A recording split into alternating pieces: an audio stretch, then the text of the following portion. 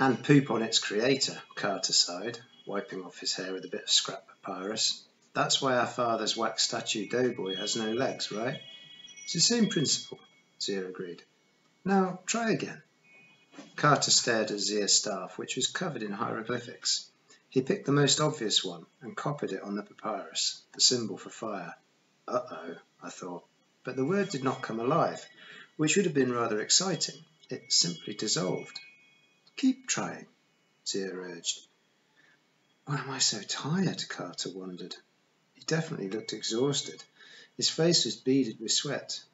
You're channeling magic from within, Zia said. For me, fire is easy, but it may not be the most natural type of magic for you. Try something else. Summon a sword. Zia showed him how to form the hieroglyph, and Carter wrote it on the papyrus. Nothing happened. Speak it, Zia said. Sword, Carter said. The word glowed and vanished, and a butter knife lay on the papyrus. I laughed. Terrifying. Carter looked like he was about to pass out, but he managed to grin. He picked up the knife and threatened to poke me with it. Very good for a first time, Zia said. Remember, you are not creating the knife yourself. You are summoning it from Mart, the creative power of the universe. Hieroglyphs are the code we use. That's why they are called divine words. The more powerful the magician, the easier it becomes to control the language. I caught my breath. Those hieroglyphs floating in the Hall of Ages, they seem to gather around Iskander. Was he summoning them? Not exactly, Zia said. His presence is so strong, he makes the language of the universe visible simply by being in the room. No matter what our speciality, each magician's greatest hope is to become a speaker of the divine words, to know the language of creation so well that we can fashion reality simply by speaking, not even using a scroll. Like saying shatter, I ventured, and having a door explode. Zia scowled. Yes, but such a thing would take years of practice. Really? Well, out of the corner of my eye I saw Carter shaking his head, silently warning me to shut up. I stammered. Someday I'll learn to do that. Zia raised an eyebrow. First, master the scroll. I was getting tired of her attitude, so I picked up the stylus and wrote fire in English. Zia leaned forward and frowned. You shouldn't. Before she could finish, a column of flame erupted in her face. I screamed. Sure, I'd done something horrible, but when the fire died, Zia was still there, looking astonished, her eyebrows singed and her bangs smouldering. Oh God, I said, sorry. Sorry, do I die now? For 3 heartbeats, Zia stared at me. Now, she announced, I think you are ready to duel. We used another magic gateway, which Zia summoned right on the library wall. We stepped into a circle of swirling sand and popped out on the other side, covered in dust and grit, in front of some ruins. The harsh sunlight almost blinded me. I hate portals, Carter muttered, brushing the sand out of his hair. Then he looked around and his eyes widened. This is Luxor. That's like hundreds of miles south of Cairo. I sighed. And that amazes you after teleporting from New York? He was too busy checking out our surroundings to answer. I suppose the ruins were all right, though once you've seen one pile of crumbly Egyptian stuff, you've seen them all, I say. We stood on a wide avenue flanked by human-headed beasties, most of which were broken. The road went on behind us as far as I could see, but in front of us it ended at a temple much bigger than the one in the New York Museum. The walls were at least 6 stories high. Big stone pharaohs stood guard on either side of the entrance, and a single obelisk stood on the left-hand side. It looked as if one used to stand on the right as well, but it was now gone. Luxor is a modern name, Zia said. This was once the city of Thebes. This temple was one of the most important in Egypt. It is the best place for us to practice.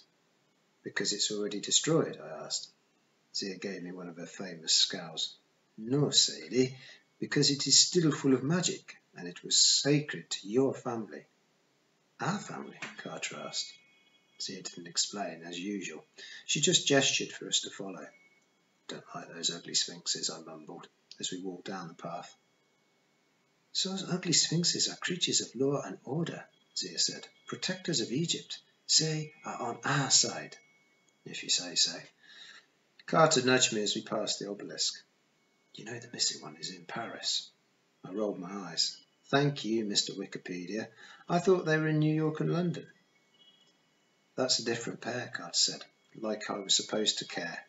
The other Luxor obelisk is in Paris. Wish I was in Paris, I said. A lot better than this place.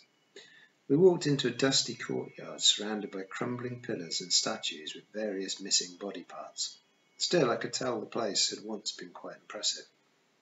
Where are the people? I asked. Middle of the day, winter holidays. Shouldn't there be loads of tourists? Zia made a distasteful expression. Usually, yes. I have encouraged them to stay away for a few hours. How? Common minds are easy to manipulate. She looked pointedly at me, and I remembered how she'd forced me to talk in the New York Museum. Oh yes, she was just begging for more scorched eyebrows. Now, to the jewel.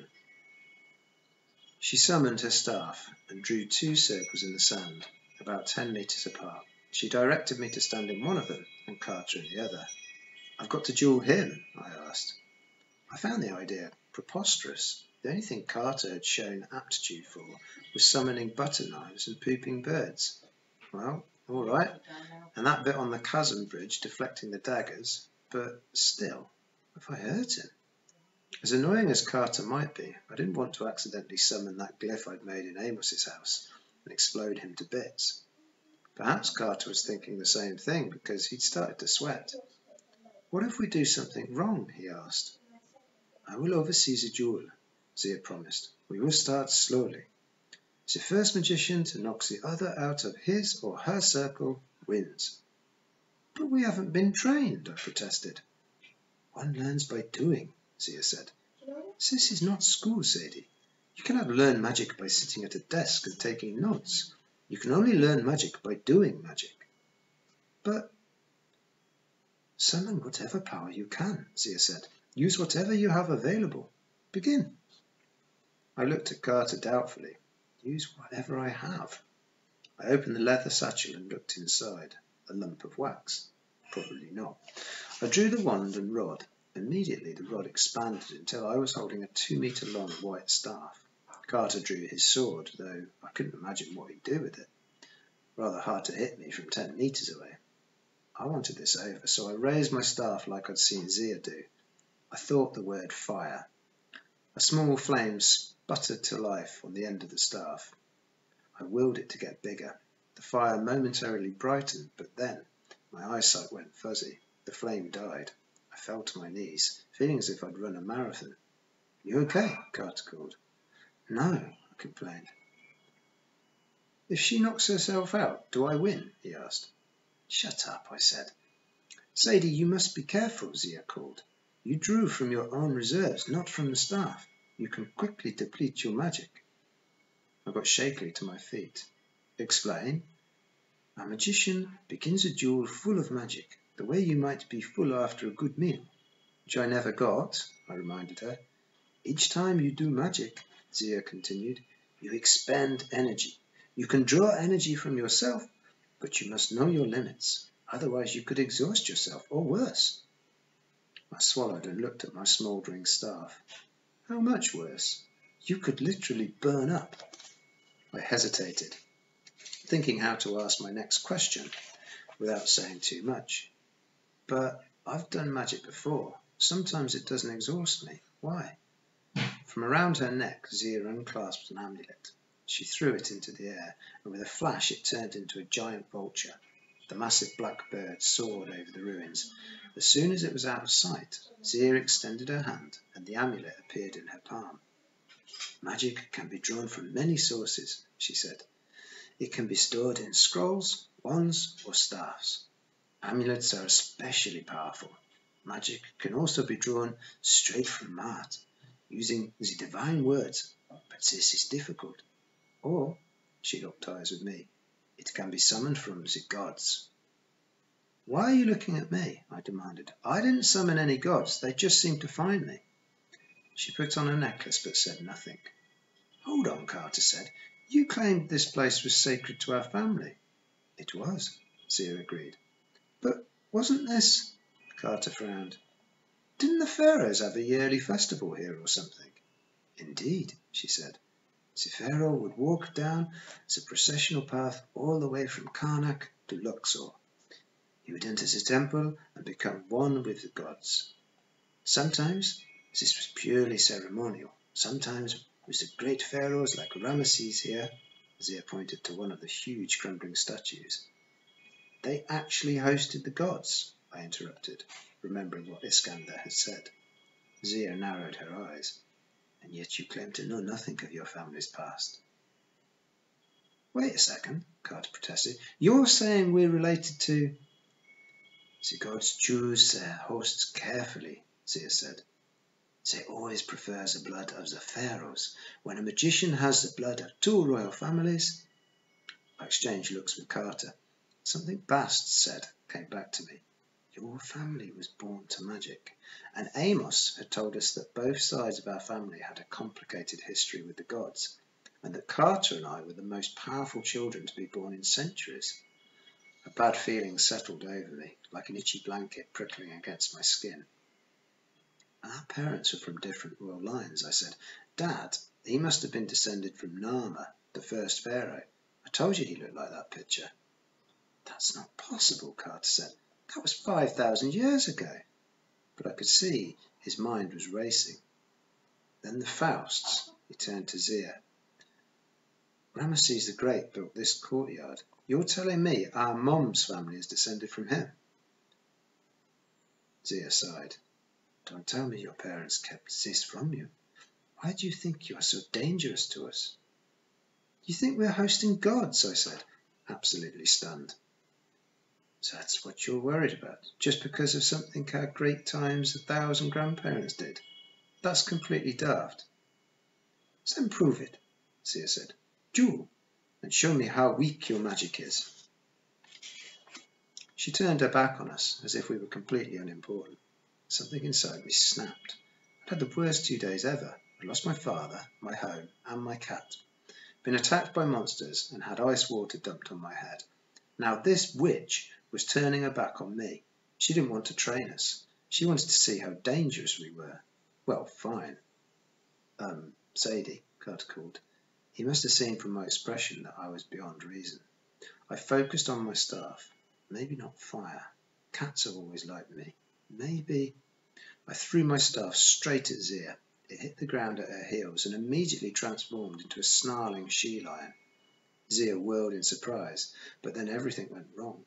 The lion turned and charged at Carter as if she knew I was supposed to be dueling him.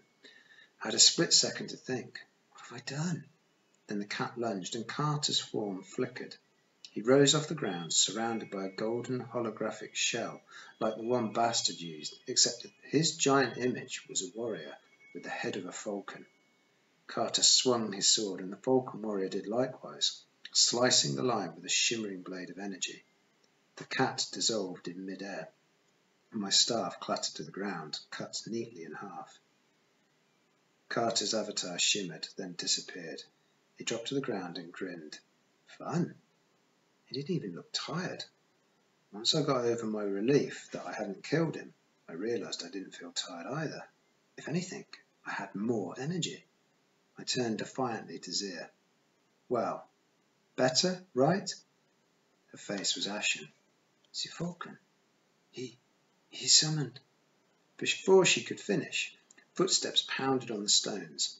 A young initiate raced into the courtyard looking panicked. Tears streaked his dusty face.